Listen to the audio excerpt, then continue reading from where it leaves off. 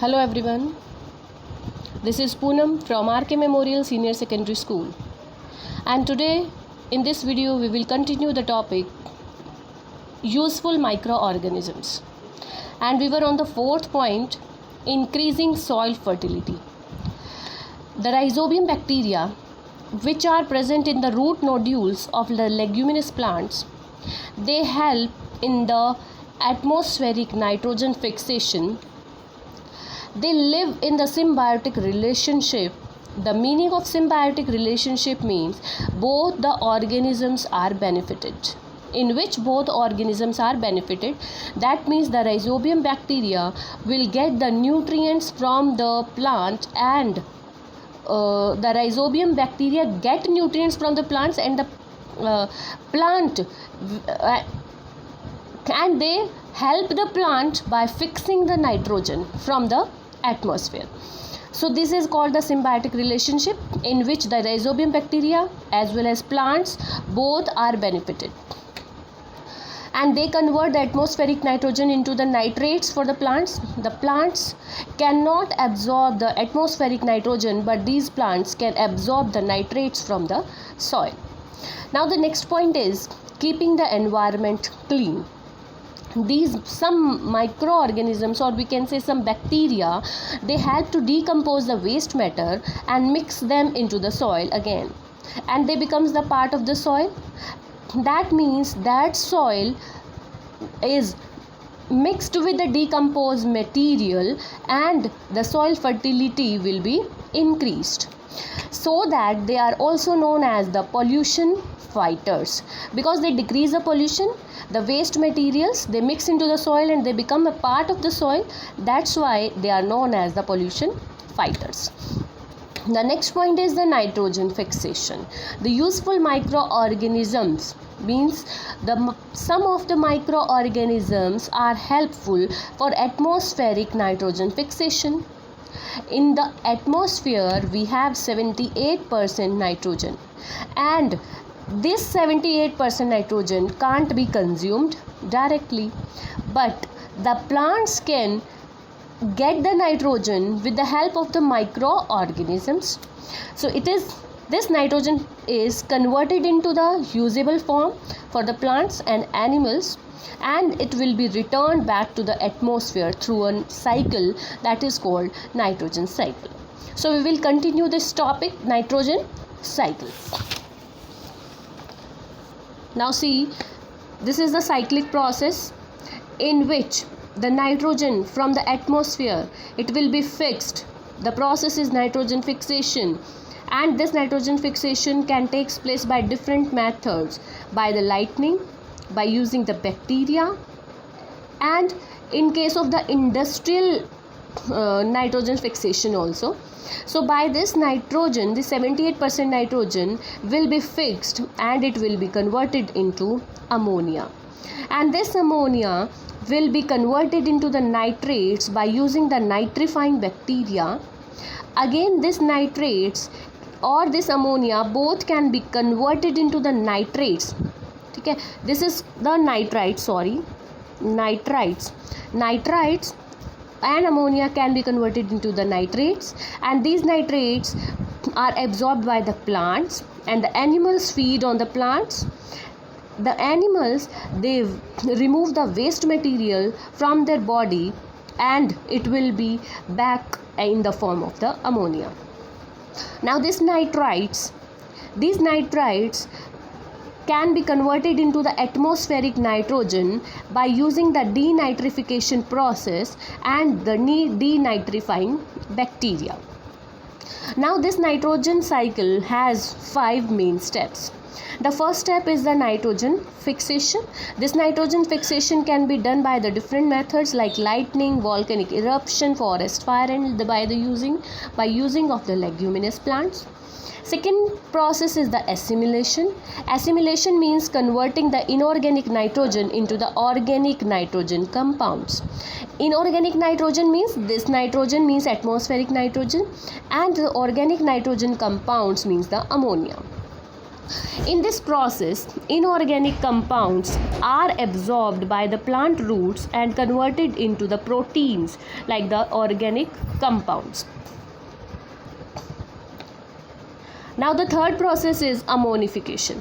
Ammonification means after the death of the organisms, the plants as well as animals, they will be decomposed and they get converted into the ammonia, and the process is called ammonification.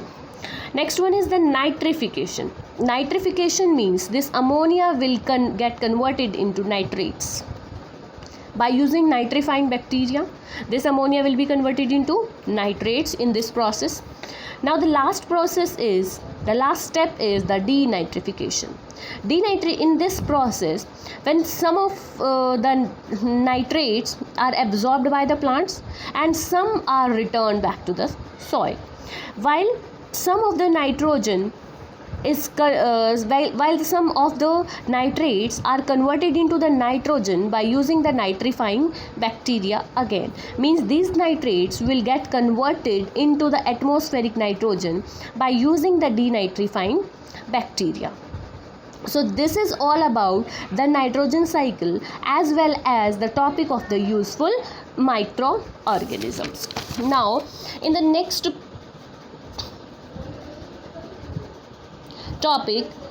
topic we have harmful microorganisms.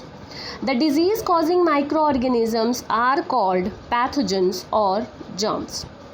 Disease causing microorganisms, the diseases that are transferred from the infected person to a healthy person through air, water, food, vectors, etc., are called communicable diseases, or we can say infectious diseases. These diseases can be transferred by different methods, like by using air. By air, these are the common diseases which can be transferred: common cold, cough, tuberculosis, that is also called TB, chickenpox, mumps and measles. These diseases are transferred by the air. Second is by the food and water. By food and water means these diseases are food-borne diseases, or we can say these are water-borne diseases. These can be polio, cholera, typhoid and scabies. These diseases are transferred by the mean of food and water. Next is by using the vectors. Vectors are the carriers of the diseases, means they will carry the pathogens from one person to the another person. For example, the mosquitoes and houseflies.